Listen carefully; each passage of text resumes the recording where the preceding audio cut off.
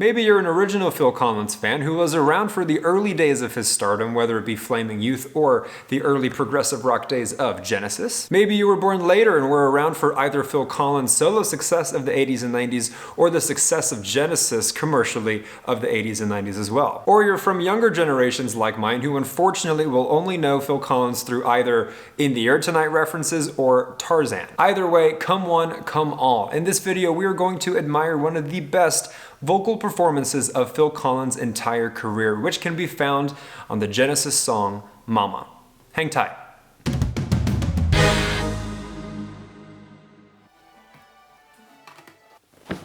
Hey everyone, my name is Francis and welcome to Music Kingdom. If you'd like to support myself and the work I put into these videos, click the like button and subscribe to the channel. If you'd like to support the channel further, you'll find Music Kingdom's Patreon and other affiliate links in the description below. Alright, before we listen, let's briefly talk Genesis. On this channel so far I've done some old music, some new music, some pop, some R&B, but because this is a channel for music of all genres and decades, I've been feeling the itch to do some rock. Not progressive rock in this case, sorry 70s Genesis fans. Speaking of progressive rock, the band was back then and still is today considered a true pioneer of progressive rock. The band Genesis originally had 5 members, being Peter Gabriel, Phil Collins, Mike Rutherford, Tony Banks, and Steve Hackett. Then it gets interesting. At a certain point in time, the great, the legendary Peter Gabriel would leave the band, and then a few years after that, the great Steve Hackett would also leave the band. While I won't claim to be immersed in the fandom or the fan community of the band Genesis, to my knowledge there is quite a divide among the fans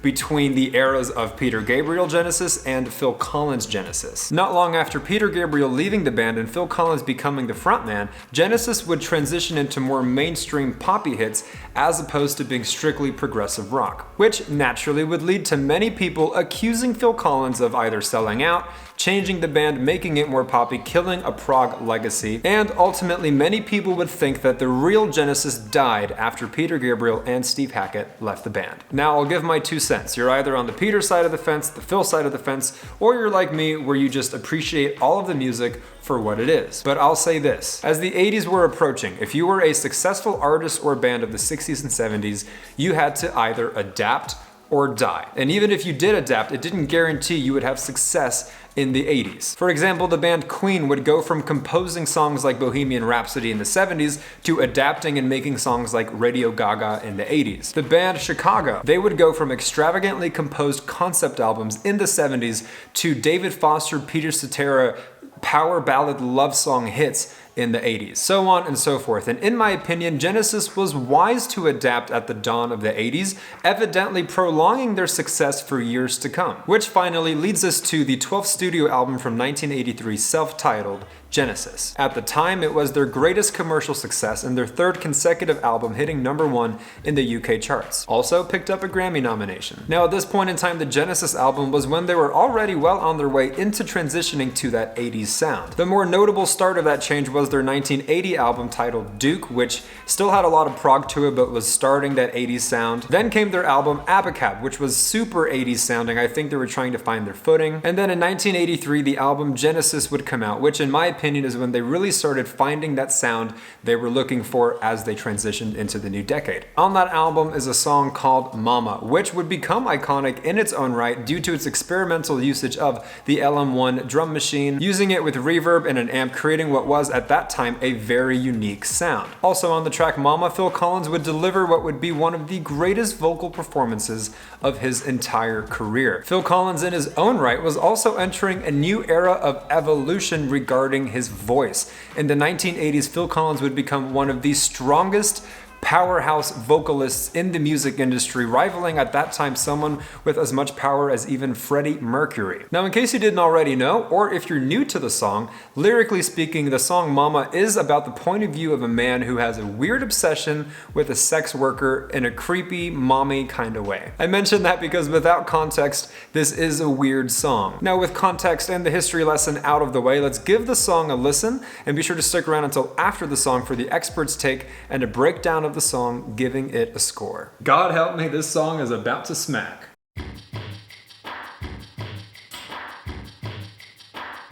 There's that drum machine.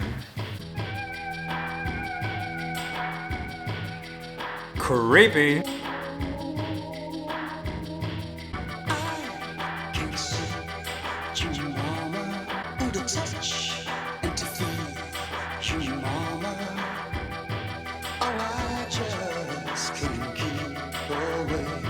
I like that his vocals are a slow burn. In the heat and the steam of the city.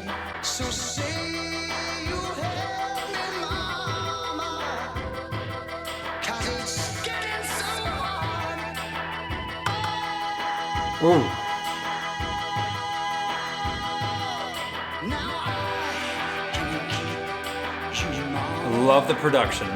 You listen, you teach me, mama. Such creepy ass lyrics. Inside you care. No, I won't hurt you, mama, but it's getting so hard.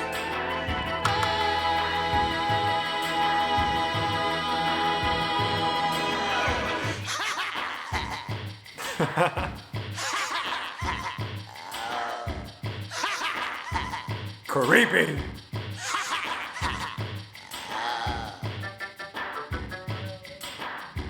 What a fun song, honestly.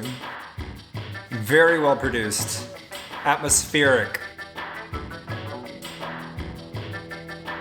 And it's a tease as well until the end. Beautiful. Can't you see me? Yeah, mama, mama, mama, mama, please. Ooh.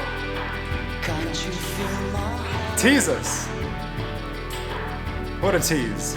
Or can't you feel my heart? Now listen to me, mama, mama, you're taking away my last chance. Don't take it away. Can't you feel my heart? Ooh.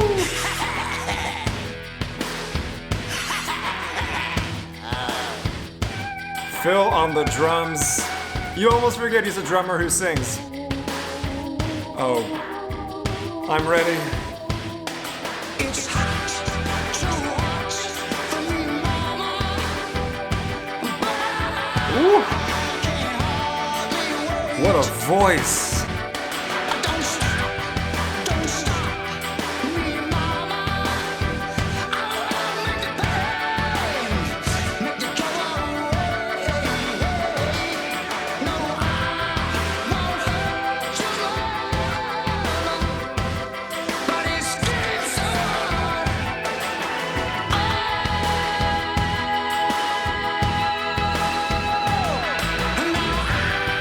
Can't see you, mama, but I know you're always there. He's screaming on key.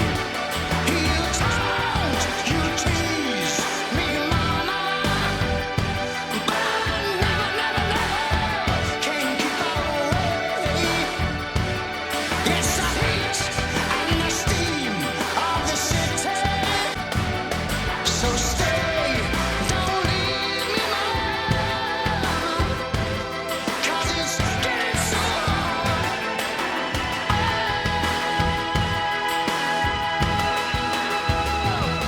Don't go. No, don't go. Don't go. He makes those vocals sound effortless. And maybe they were for him.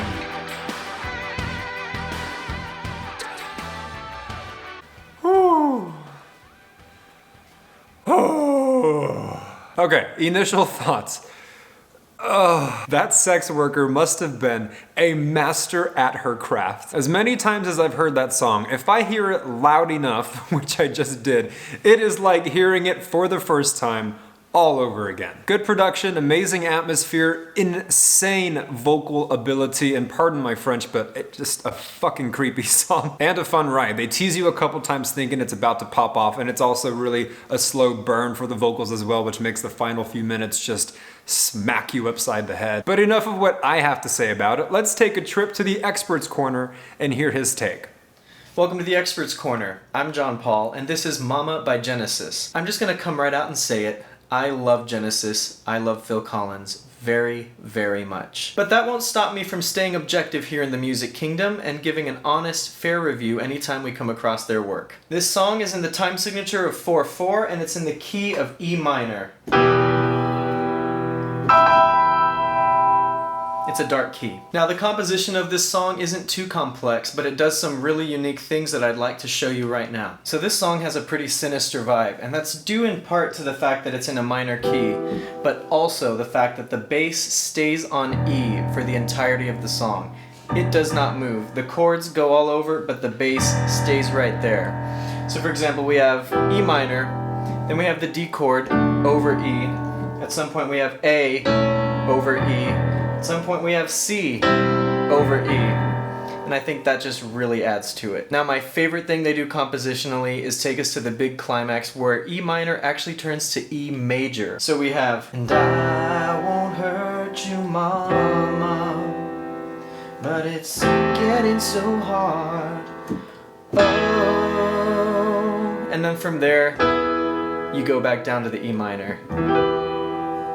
You don't hear that done often at all. There is so much badassery in this song. Let me count the ways. Phil Collins is in his vocal peak. Phil Collins drumming. Awesome creepy composition. The laugh. Big atmospheric 80s production. One time I didn't realize I was going 75 and a 45 because of this song. There are just so many reasons to love it, and I give it a 7 out of 10. The reason it's not higher than a 7 is because compared to other Genesis work, this really isn't up there for me, but it's still a heck of a song. Hell of a song. And I love it. Back to you, Francis. A very special thank you to our musical expert for giving his take, and I've gotta say, I am surprised because he is admittedly a diehard Genesis and Phil Collins fan, yet kudos to him for remaining professional and being as objective as possible, giving it a 7 out of 10, which is only one of 6 categories, so let's go ahead and get started and give the song a score. Starting off with composition, I'm giving the song a 7.5. Reason being, it is not super compositionally complex, which would have it around middle of the road out of 5, but extra points for it being so unique, for the minor keys really committing to the atmosphere of this creepy, eerie vibe, and bonus points for what they did with the chord progressions later in the song, changing it up in such a unique way that you do not hear very often in other songs unless it's Genesis. And that's something that Genesis was so good at, is creating unique compositions. Production gets an 8 out of 10. I love the reverb and delay they threw on top of Phil's already insane powerhouse vocals. The drum machine loop in its own right at the time was iconic. And speaking of iconic, I don't like to use that word lightly, but those drums are so iconically Phil, and they were produced beautifully as well. Overall, the production is very 80s, but they committed to it and created an atmosphere that was so unique and tasteful. The reason production isn't a 9 or a 10 is because, in my opinion, those tiers of mastery are really reserved for the most sophisticated and advanced productions in the history of music. Lyrics, I'm giving them an 8 out of 10 as well. I acknowledge they aren't the most poetically penned lyrics of all time, nor is it genius songwriting at its best. However, there are really no other lyrics that exist like these. Very unique, and in my opinion, Phil Collins did a great job of putting you in a story of someone who was so genuinely and creepily and weirdly obsessed with a sex worker. Thanks, Phil Collins. Now vocals. A very rare, for good reason, 9 out of 10. I would explain further, but we just listened to the same song, yeah? Alright, final category of originality and or inspiration, in my opinion, deserves an 8 out of 10, which is very respectable. My reason being, my train of thought is that with Genesis transitioning out of prog rock into more mainstream rock with, sometimes pop, if you've listened to some of their stuff in the 80s and 90s, they could have easily gone the Madonna route, they could have easily gone a more generic route. In my opinion, they managed to transition into such a different sounding era of music and still maintain a certain degree of authenticity and uniqueness with their sound.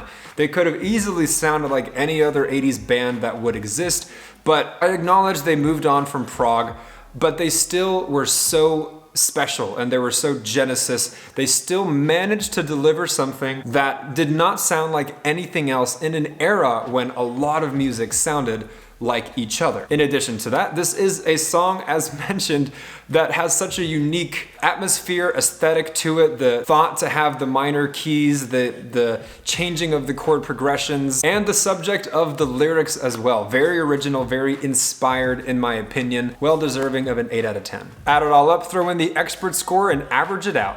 Mama by Genesis on the self-titled Genesis album from 1983 gets a 7.9 out of 10, which means it is a truly great song. It is a very respectable song, but not one of the best songs to ever grace the ears of humankind, which would be a 9 or a 10. And that's okay. Give me your opinions on the song in the comments below, and if you are a Genesis fan, I would love to hear from you as well, whether you're on the Peter Gabriel side, the Phil Collins side, or you appreciate all of it like myself. And again, if you'd like to support myself and the work I put into these videos, click the like button and subscribe to the channel. If you'd like to support the channel further, you'll find Music Kingdom's Patreon and other affiliate links in the description below. This has been another edition of Music Kingdom. Thank you so much for listening with me, and I'll look forward to jamming with you in the next one.